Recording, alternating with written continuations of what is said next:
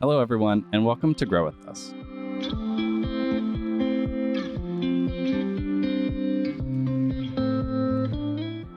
Grow With Us is a podcast that focuses on the talent-focused mission of In Tulsa, a talent advising organization for startups, local businesses, and expanding corporations. My name is Evan Barden, and I will be your host each week. I will be joined by a guest who is making a difference in Tulsa by furthering our mission of creating equitable opportunities via technology innovation and strategic partnerships. This week, we are in conversation with programming and events specialist at Onabin, Brandi Ross, who will be chatting with me about TyPros, Tulsa's young professionals, Indigenous communities, and economic development. Welcome, Brandi. It's so great to have you on. Thank you, Evan. I'm happy to be here. OCO, fellow Cherokee in the house. Yes. I love it. This is going to be a great episode because we're kind of hitting on lots of things that are really, really important to my identity and kind of what I want to do in Tulsa. And you're kind of like the first person I get to have a conversation with in this kind of environment. So thank you for being here. Yeah. And as we mentioned earlier, it's kind of hard to find some Native representation in like a Tulsa professional setting. I'm happy to be here and happy to connect. Awesome. Thank you. Thank you for that. And let's just kind of go ahead and get started with just tell me your story and kind of whatever way you feel comfortable. Of course. So thank you. My name is Brandi Ross. I am born and raised from Tahlequah, Oklahoma. My dad's side of the family is full Cherokee and my mom is entirely Caucasian. So I am exactly half. I get to have that interesting mix of my Native community as well as my mom just kind of being clueless. Mm-hmm. And I definitely appreciate my Native identity, but my involvement within Tulsa has mainly been with Tulsa young professionals, and I haven't really started my representation of my Native side until I joined leadership. So the reason that I lead TyPros Arts and Entertainment crew, and I have had the pleasure of connecting with Natives and trying to get the artists and the entertainers of the community really involved in TyPros, because before me, there was much. Yeah. I'm just really proud to be with TyPros and have my Native culture identity represented, and I just hope that I'm making the community proud. And you are. Thank you. And, from some communications that I have had recently, especially with like the reservation dogs hype right now, I'm getting to connect with like the production crews for Killers of the Flower Moon. Mm-hmm. And they're excited to see that, there's a Native leader in like a non-Native organization primarily. And so they like to see the representation, and they're impressed, I guess, that I can speak to the non-Native communities to the degree and representation of Natives. Yeah, that's awesome. I think that you're bringing up like a really interesting conversation that I feel like is kind of my lived experience of, in a lot of ways, like I grew up in Tulsa and went to middle and high school here. And when I lived in Muskogee, I had lots of opportunities to connect with an Indigenous community. But in Tulsa, I didn't feel like there was a collective organization or like a place to go for like Indigenous activities. And maybe that was just because, like, again, my mom is white. So my family that had that Indigenous identity, I wasn't living with at the time. But kind of coming back here and moving back here, I'm like, I've got to find these communities. I got to find these people. And it's kind of been a hard process. No, absolutely. All of my like Native friends, they're in Tahlequah or they moved away out of state. Mm-hmm. And so I actually did move away and out of state, and I traveled a lot. And the reason I came back to Tulsa was because everything that I was seeing in, Seattle or in New York or, other places, I was comparing to things in Tulsa. Mm-hmm. If I'd go to a dive bar, like I would compare it to some of my favorite dive bars in Tulsa. Yeah. Or venue spaces. Same. I would compare it to the BOK. And I, knew that then in those moments that Tulsa was home. Oh. And so even though it is hard to find those Native communities, we are so close to a lot of, our families and cultures. And for me, it's less than an hour drive to get to Tahlequah. But, with all of the hype with Reservation Dogs and you mentioned Rutherford Falls and Killers of the Flower Moon, there's a lot of film hype around, like Tulsa Film is really encouraging Indigenous production and writers to come and film here. And I think it's bringing a lot of traction and attraction. And hopefully we can retain some of the talent in Tulsa and really build a community to a level that is never been here before. Yeah, these communities are going to come, and they've been growing, I think, for a long time. It's just like, I think we're realizing the need for it now, especially when there's representation in the media. It's like, I'm getting to see people that look like me. I'm getting to see my experiences played out on the screen. And then I kind of want to have those more subtler experiences, like just going through my town, like Tulsa is... We're right here by all of these huge indigenous populations. Like, we could have those experiences in those communities here. I'm ready to find them. Yep. And I'm trying to start a community within the arts and entertainment crew because, like I mentioned, my passion is with getting these artists and entertainers of all aspects, really. But my personal preference from my own identity is Native. And so I really think I'm starting to get people together, and hopefully we can stay together and keep the hype up. Well, you've got a new crew member, like person right now. I'm about to join your crew as soon as we're done with awesome. this.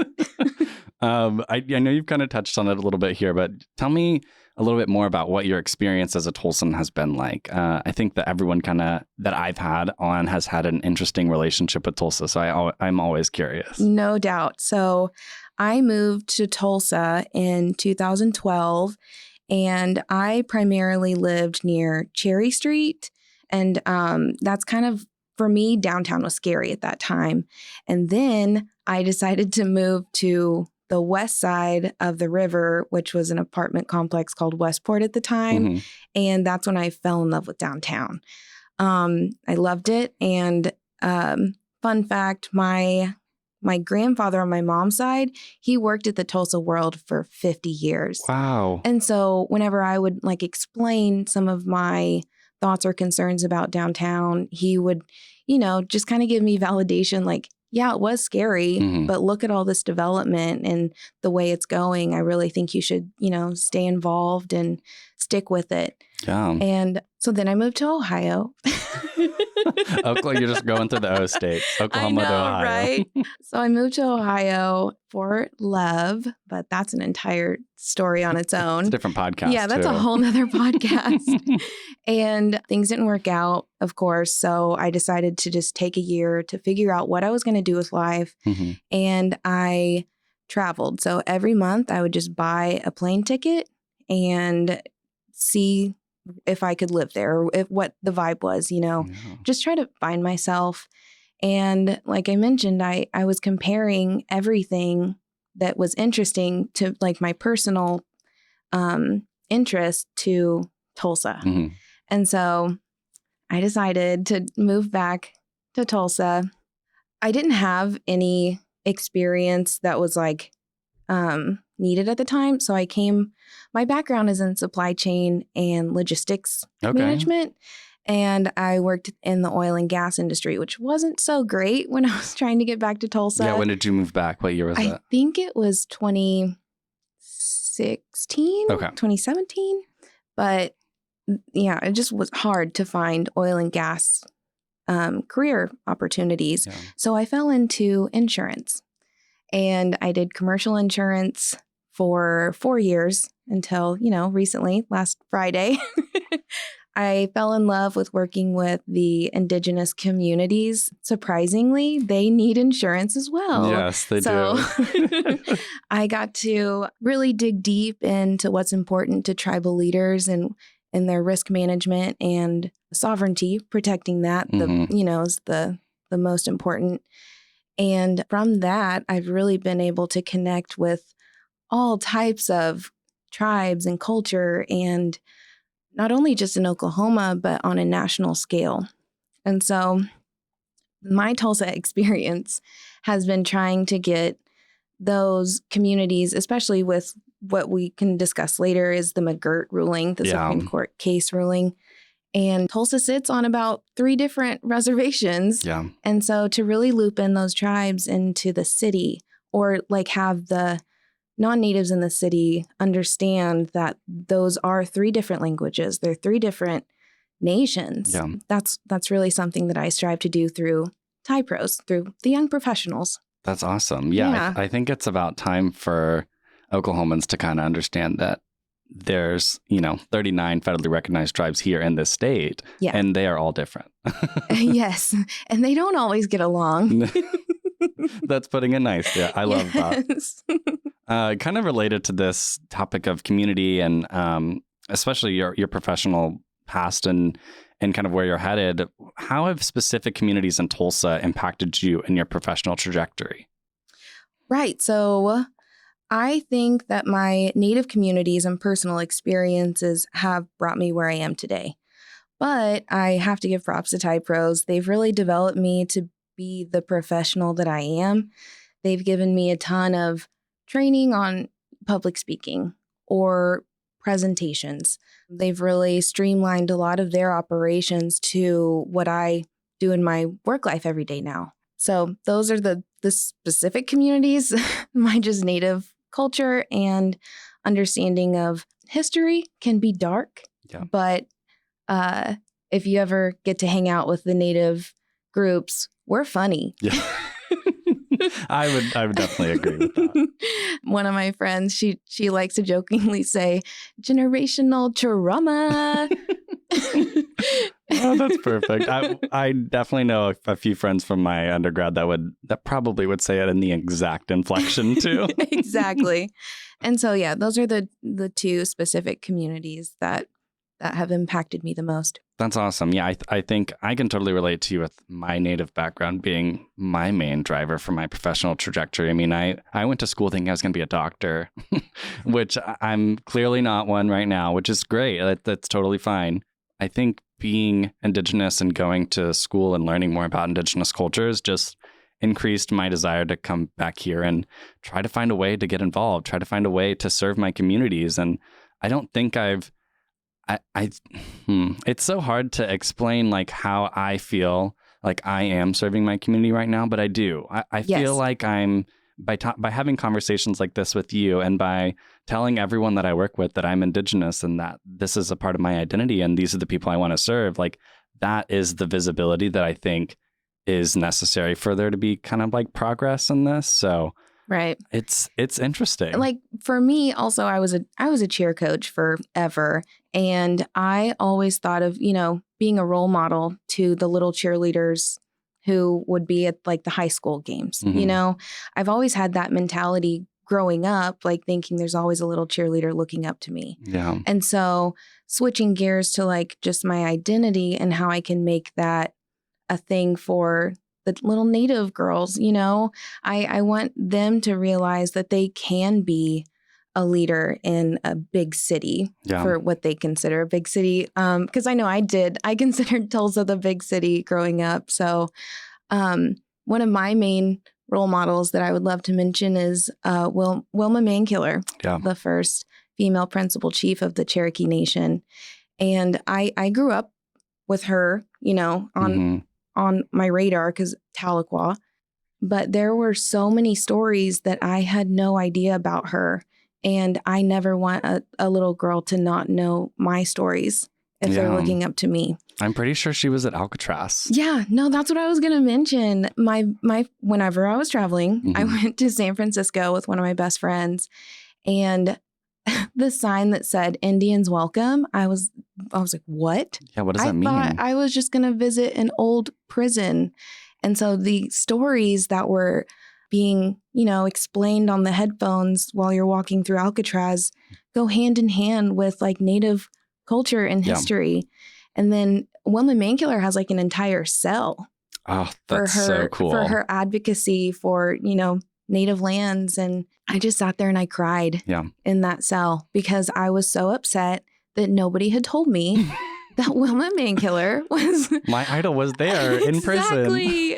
I should have been there way longer. Well, I'll clarify. She wasn't ever imprisoned there. There was a whole, definitely go look at this yourself, listeners, but there's a whole occupation, like indigenous occupation of Alcatraz that is entirely fascinating and huge for indigenous like activism, similar to events like Standing Rock and things that we're seeing more in contemporary, but there's lots to learn from that experience. Thank you for clarifying, because also it kind of ties into the Indian removal to like urbanist, like urban cultures. Yeah.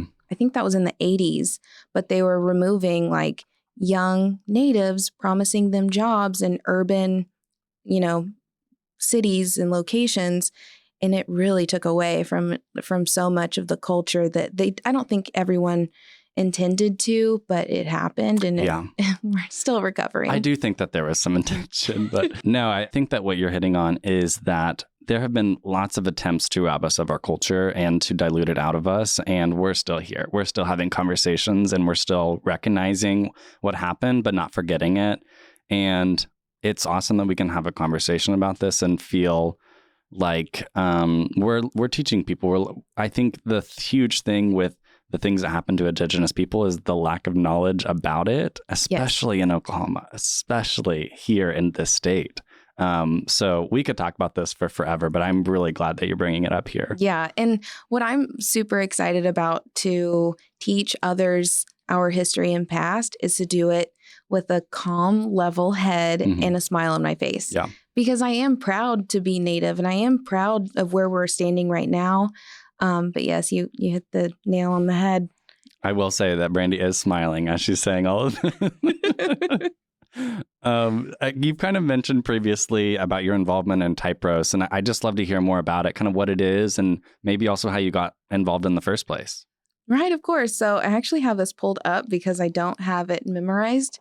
We actually just changed our mission statement last year, but if you check out our website, typerose.org, it has all of this information on our website, but it says Type Rose creates events, programs, groups, and straight up things to do in Tulsa. Our mission is to make Tulsa an awesome city for young professionals to live, work, and play. Our city becomes a better place to live when interesting and interested people, i.e. you, connect with others. So you can make the greatness happen. We're just here to put a hold on your Google Calendar.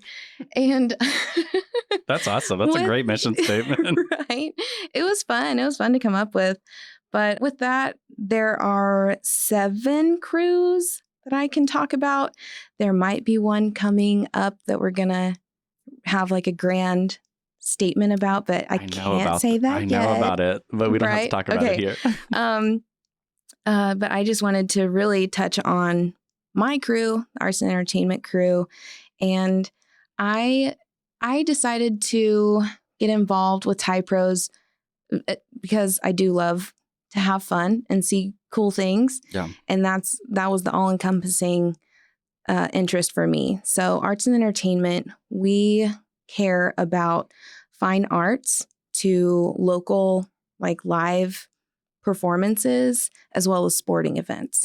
So those are my like 3 main things. Lifeblood right there. Exactly. So that's what I really gravitated towards with the Arts and Entertainment crew. But I've also been very involved with the business development crew, the sustainability crew. I do work with the government relationships crew. Again, there's not much tribal government recognized within that crew. So I'm there to be like, hey, yeah, they just there's launched... a campaign coming up in this tribe. And so, that's awesome. Yeah, I try my best. You're doing awesome. I mean, whenever I went to the 360 event, they told me about, I think I asked something about some question of the guys doing that, the elected official one. And they were like, yeah, we're also trying to make it inclusive of people running for tribal government. And I was like, wait, what? Yeah. Y'all are doing that? Yeah, that was my thoughts. That's awesome. Yeah. I try. But some of my like favorite events that I've been involved with Type Rose that I have listed here, one being the Great Raft Race. I actually built a raft with my crew and we got that thing down the Arkansas River. They let you put it on the Arkansas? Yeah, That's it's awesome. an entire event. And fun fact, it's actually that the Great Raft Race was funded by the Thai Pros Foundation, which is our nonprofit, like dollars that go into making Tulsa a better place. My crew has also been involved with a charity Okie, which is charity karaoke. Oh, that's Again, awesome. the dollars go back into the foundation.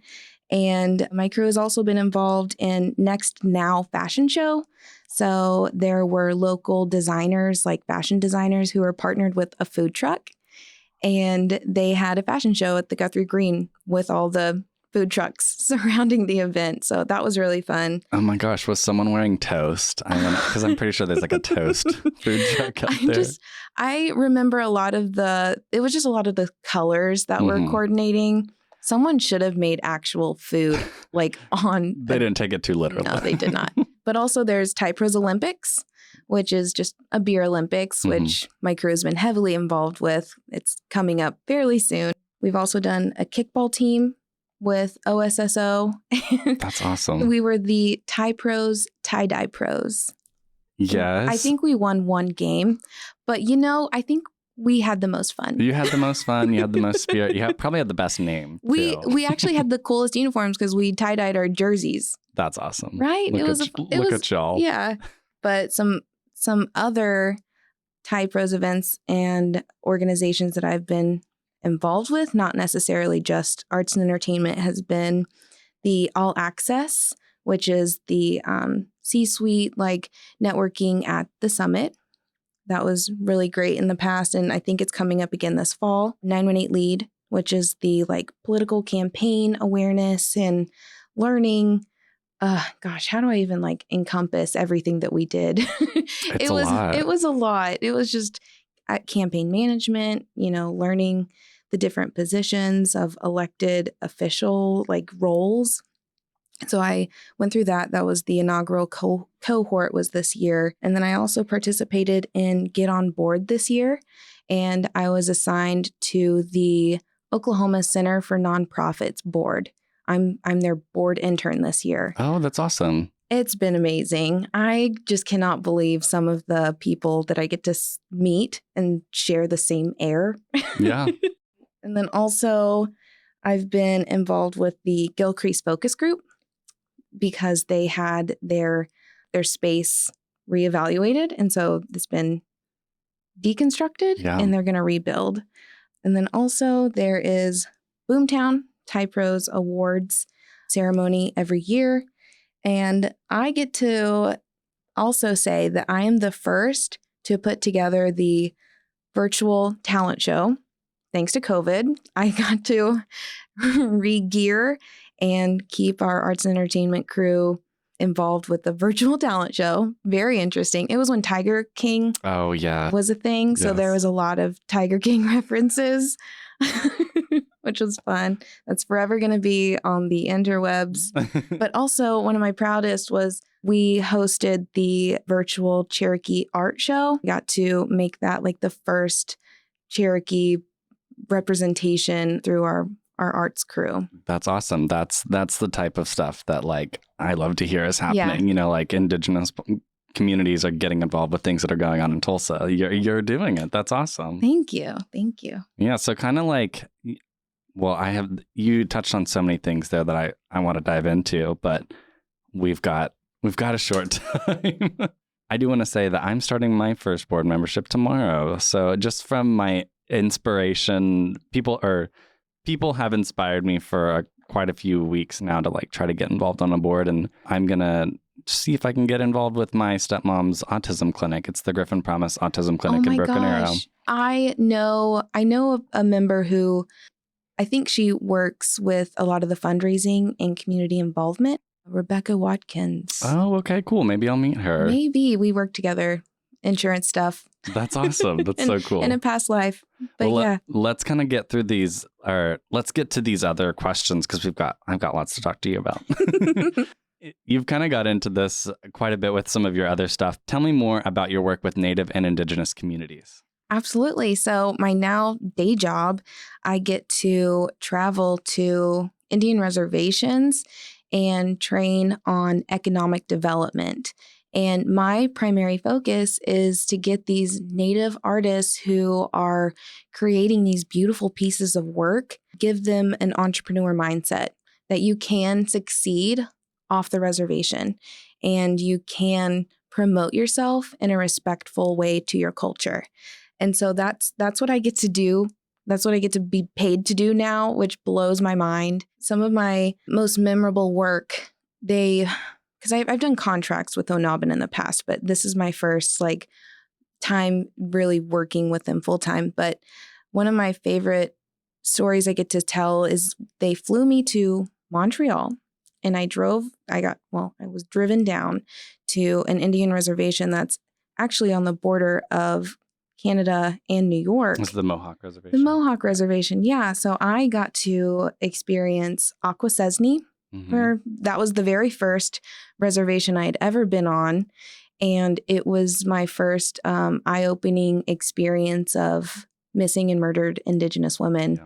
I had an entire safety briefing and like they stressed the importance, like, do not leave this area after dark. You will be XYZ. And I had never been told that before. Wow. So it was quite a briefing. I know. And so that was like my main eye-opening event. Like why don't they talk about this? Why isn't this a topic of discussion or off the reservation? Yeah.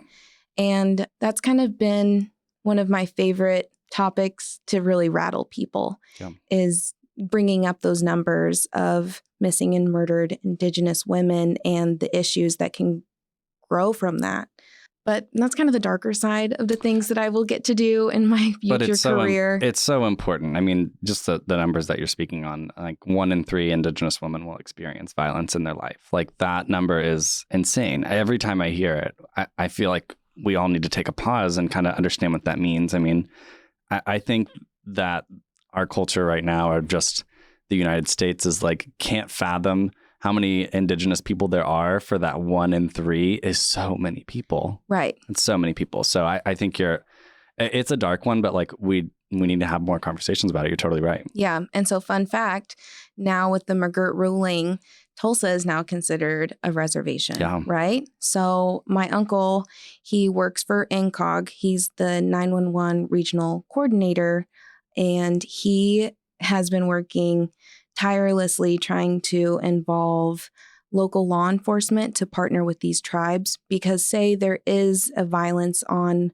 a native and it's non-native, that can't be touched or really classified city or state. That's federal. Yeah. And wild because, hey, the federal government is kind of overwhelmed with these smaller cases. So a lot of the marshals are being dual deputized. I believe that's the term. And so, yeah, that's been really interesting to think about, that if I am harmed by a non-native, there will be a question of who can help me. Mm-hmm. That's wild. It is wild. Yeah. I mean, and that's all changed within a year. Exactly. But luckily, we got to speak with Kimberly Teehee. She's the representative for Cherokee Nation's newly treaty. Well, it's not a new treaty. They're being enforced to have a seat with Congress. Yeah, she's in the House of Representatives, I remember. Okay, thank you so much. But she got to touch on the VAWA Act, Violence Against Women Act, and it's been tweaked. So it's VAWA 2021. Yeah. And it's going to try to get those gaps fixed where it's like if it's domestic partnership, where there's already an established relation of a non-native and a native, that will help alleviate. Yeah, that's right. the capacity for federal issues. Yeah, I mean, I think what you're we're opening a can of worms here. Yeah, I know. Which is totally fine. I think that I was definitely going to ask you a question about McGirt because it is hot off the presses, basically. I mean, I know it happened a year ago, but it really is like so impactful to this area. And I'll just go ahead and ask you right now. How has like the McGirt decision kind of affected your line of work? I know you just started in this career, but just maybe talk to me a little bit about it. Of course. So luckily with the insurance background that I recently had, we were talking with our law enforcement day and night, basically, because there has been so much understanding that marshals need to be dual deputized to kind of figure out how to handle things on a more broad, especially the rural areas of Oklahoma. Yeah.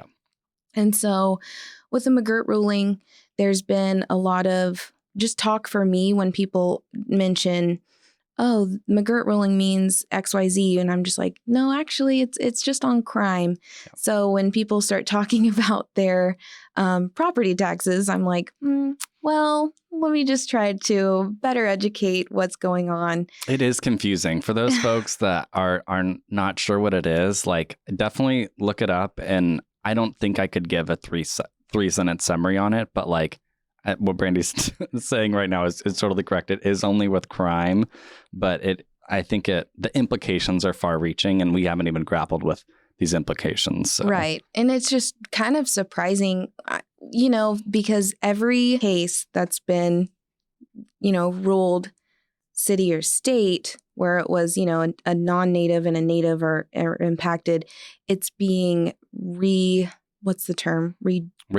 essentially. Yeah, and re-ruled on federal. Yeah. And so if you guys aren't aware, that means some of these grotesque crime and criminals can be released and retried. Yeah, because they were tried in the wrong court of law per this treaty. Exactly.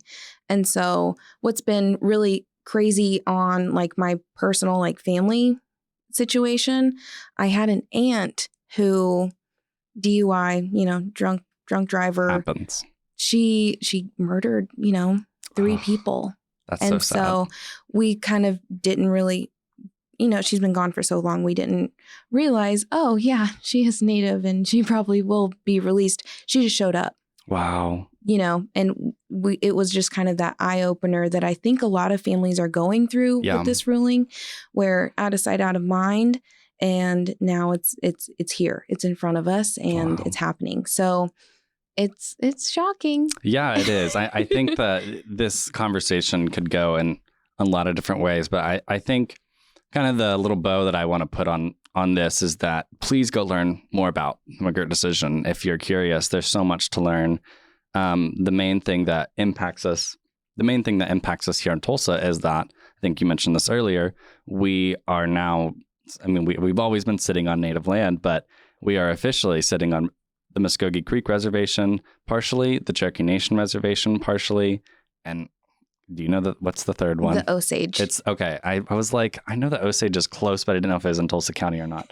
But yeah, we're sitting on 3 indigenous communities reservations, which is huge. I think if I've been to other indigenous communities reservations specifically, and the way that they look are not the same way that Tulsa looks now, and I don't know if they ever will. Right. But it's kind of like, do we play catch up to model after those communities that have reservations with their own police system and their own kind of just way of operating now, or can we even go there? It's crazy. There's so much to think about with this, and it has a lot of impact on the next 15 to 20 years, and even way longer than that.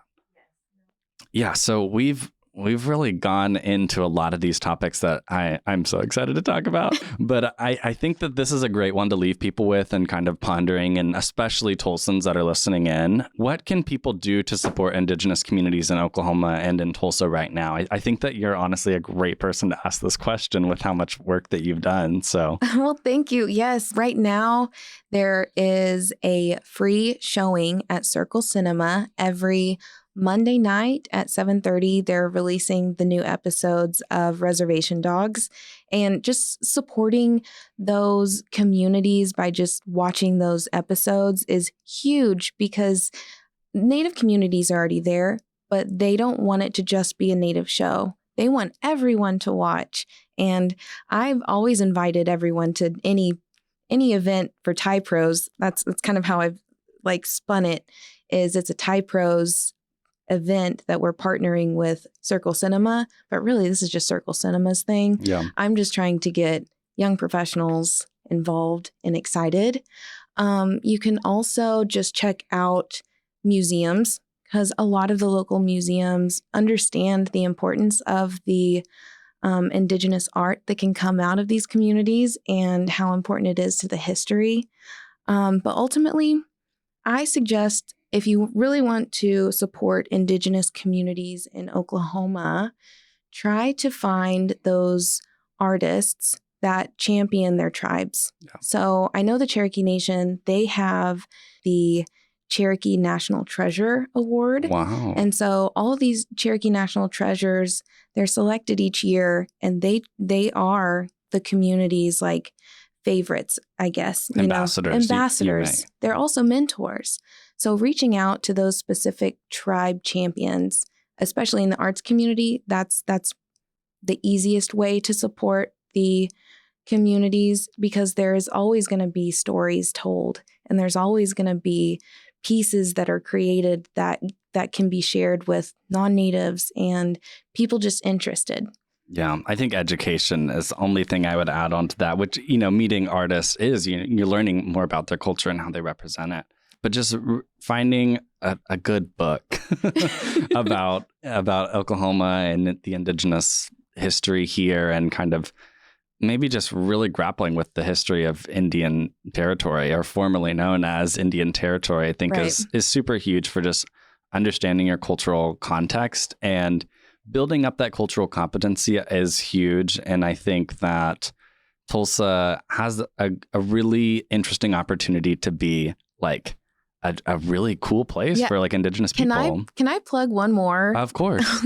I want people to remember that there are 3 casinos representing these 3 tribes in Tulsa, and they always have shows. They always have like things happening, whether it be live music or just there's like a ton of food opportunity in these casinos. But also for me, just understanding that these casinos are economically driven by non-natives at times and funneled back into the Tulsa community. Yeah. And on that, a lot of museums, I went to the Hard Rock recently, and the casinos are like museums sometimes. Yes. They have like cultural artifacts in there. And that is like it's weird to say, like, you could go and learn something at the casino, but like you can. And you can also have fun while you're there. So. Yeah, the free play. That's where I go. I love it. Get a player's card, free play. You don't have to spend your money. Oh, that's perfect. I'm writing that down.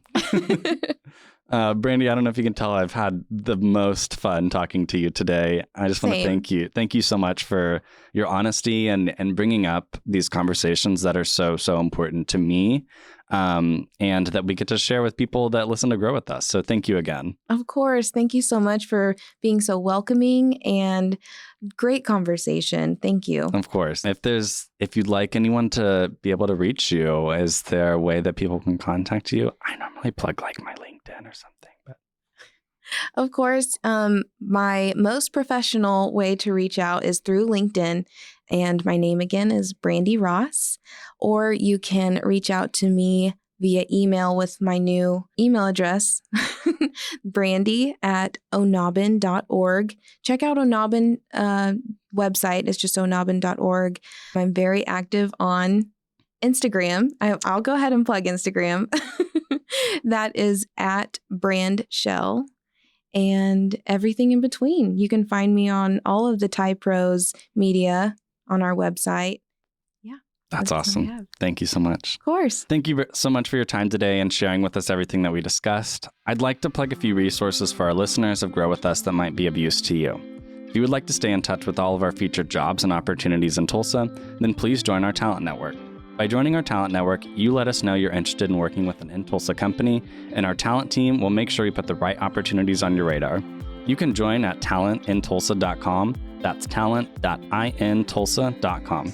Stay tuned for more episodes of Grow With Us about tips and tricks for the job application process, learning more about the amazing communities of support in Tulsa, and the tech and innovation that is attracting people across the country to the Heartland.